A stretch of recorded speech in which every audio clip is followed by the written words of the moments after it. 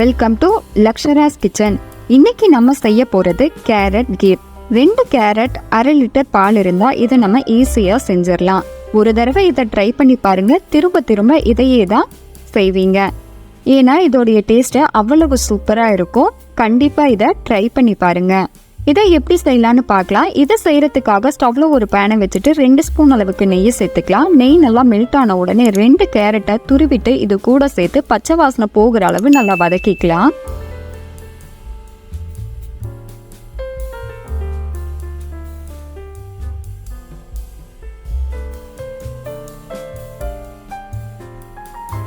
கேரட்டுடைய பச்சை வாசனை போன உடனே 1 ஸ்பூன் அளவுக்கு சுகரை இது கூட சேர்த்துட்டு நல்லா வதக்கிக்கலாம். சுகர் நல்லா கரைஞ்சிட்டு கேரட்டோட சுகர் சேர்ந்து ஒரு பிசுபிசுப்பு தன்மை ஏற்படும். அதுக்கப்புறமா 1/2 லிட்டர் அளவுக்கு ஃபுல் க்ரீம் மில்கை இது கூட சேர்த்துட்டு நல்லா கொதிக்க வச்சுக்கலாம்.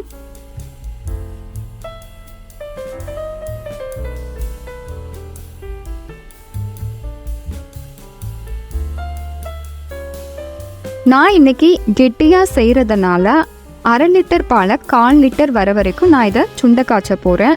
கொஞ்சம் தண்ணியாக வேணும் அப்படின்னா ஒரு 350 ml இல்லை 300 ml ஸ்டேஜ் வர வரைக்கும் நம்ம இதை கொதிக்க வச்சா போதும்.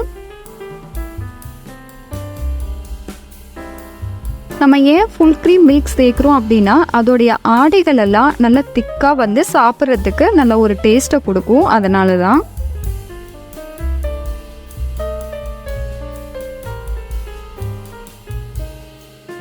அப்பப்போ கலந்து கொடுத்துக்கிட்டே இருக்கணும்.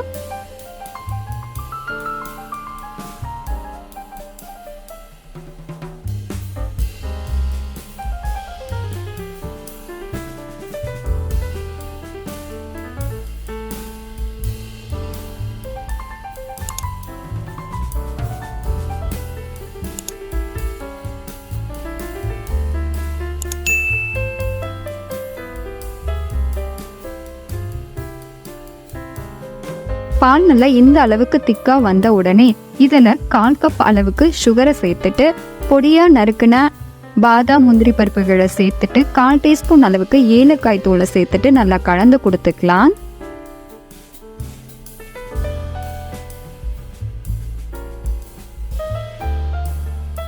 சுகர் நல்லா மெல்ட் ஆகிட்டு தண்ணி ஆகிடும். அதுக்கப்புறமா திரும்ப கெட்டியான ஸ்டேஜ் வந்த உடனே நம்ம ஸ்டவ்வை ஆஃப் பண்ணிக்கலாம். சுகர் அவங்கவுங்க விருப்பத்துக்கு ஏற்ப கூட குறைய சேர்த்துக்கலாம்.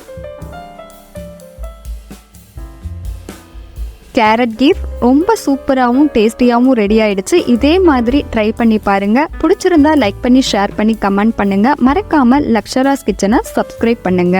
தேங்க்யூ.